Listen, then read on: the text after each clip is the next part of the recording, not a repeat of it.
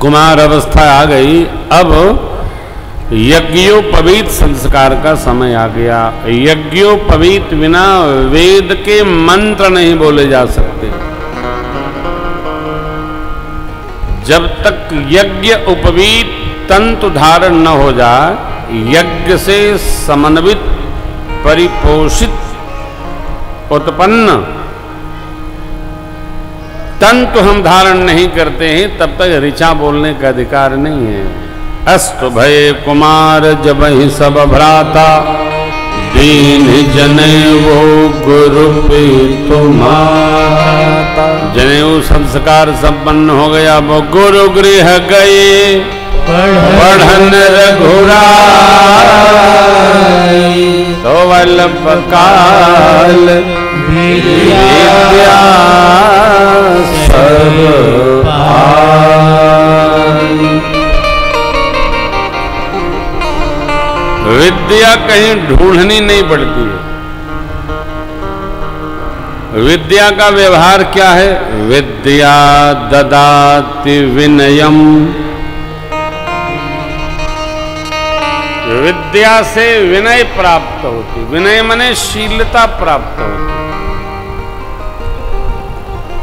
और जिसमें जितनी अधिक शीलता है, विद्या देवी उनका उतना ही कृपा करके प्यार से अपने गोद में वर्ण कर लेती, बिठा लेती है। अस्तु हमको विद्या चाहिए तो शीलता कूट कूट कर जीवन में उतरनी चाहिए। विद्यार्थी भाई बहन ध्यान देंगे, जिसको विद्या चाहिए उसमें शालीनता का अपरंपार वास होना चाहिए। विद्या विनय प्रदान करती है। विद्या क्या है? सा विद्या या विमुक्त। विद्या कैसे बढ़ेगी? या तो विवेक से बढ़ेगी। विद्या दो प्रकार, विद्या अपर अविद्या दो। विद्या माने अंधकार को प्रकाशित करने की जो योग्यता पात्रता है, ये विद्या है।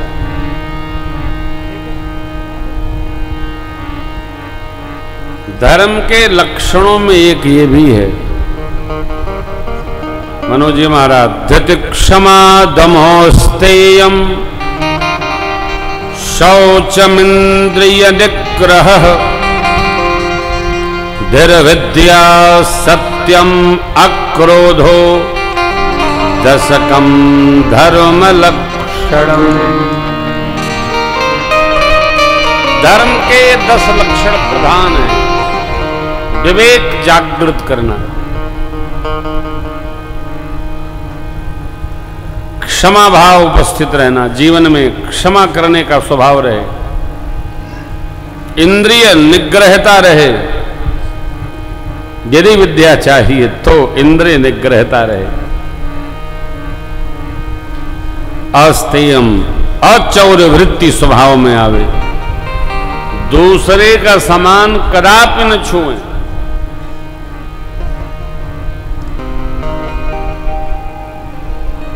आपने सुना होगा लाला जी का महल, भगत जी की कोठारी, साधु बाबा का आश्रम, लेकिन कहीं भी आपने चोर महाराज का बंगला नहीं सुना होगा। क्यों? चौर्य वृत्ति से, आहरण वृत्ति से कोई संपदा कहीं से मिल भी जाए तो वो टिकती नहीं है, दिखती नहीं है, केवल होती है, उसका कोई अस्तित्व तो नहीं रहता है। इसलिए अस्तेयम, शौच जीवन में विद्यार्थी के शुद्धता होनी चाहिए। इंद्रियों में निग्रहता हो, इंद्रिया चाहे जिधर न जाए, कान कहीं, नाक कहीं, आंख कहीं, है त्वक कहीं, चाहे जहां न डोले, जिह्वा कहीं।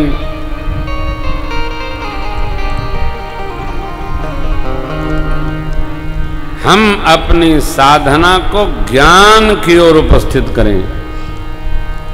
देखिए पुस्तकों में क्या क्या है जगत में व्यवहार करने का, वो जानकारियां हैं, ज्ञान अपने अंदर है, वो कैसे जगेगा? अतः वो ध्यान से जगता है। ध्यान कैसे होगा? आप बैठ जाओ, प्रातः काल उठ करके 4 बजे बैठ जाओ, 4:30 बजे बैठ जाओ, कुछ न करो, 5 मिनट चुपचाप बैठो, मां सरस्वती के मंत्र का जप कर लो, बैठ जाओ। अंदर से आपकी प्रज्ञा जागृत हो जाएगी। जब प्रज्ञा जागृत हो जाएगी तो जो आप 7 घंटा पढ़ते हैं वो 70 मिनट में आपको कंठ में उतर जाएगा। बहुत पढ़ने की आवश्यकता नहीं है, रात भर आंख फोड़ने की आवश्यकता नहीं है।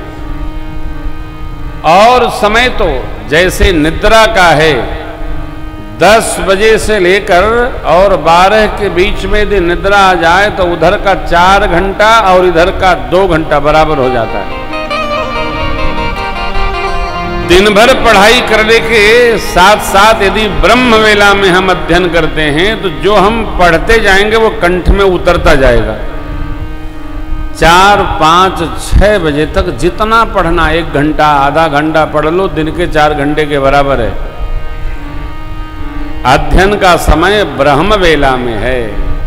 विद्यार्थी को ब्रह्म वेला में कंठस्थ करने की यात्रा में जाना चाहिए। सब कंठस्थ हो जाता है। जो कंठ में उतर जाएगा वही अपना धन है। पुस्तक में तो बहुत लिखा है, क्या बताएं, पुस्तकों में बहुत लिखा है, तो लिख दो, याद नहीं है तो क्या फायदा? पुस्तके धरी विद्या, पुस्तक में रखी विद्या, पर हस्ते गते धनम, दूसरे के हाथ में गया धन। आपद काले न सिद्ध्यर्थे न सा विद्या न सा धनम। अवसर आए तो अपने कंठ में जो हो वही काम करेगा। पुस्तकों से बाँच कुछ नहीं हो सकता, वो अंदर अवस्थित होना चाहिए। और अवस्थित हो साथ साथ व्यवस्थित हो, तो ये विद्या। इसलिए प्रभु गुरु गृह गए पढ़न रघुराही, अल्पकाल विद्या अल्पकाल, थोड़े समय। क्यों? भगवान ने प्रातः काल ये साधना बनाई। जो निधिध्यासन पूर्वक ध्यान में बैठकर 5 मिनट 10 मिनट चुपचाप बैठो, कोई भी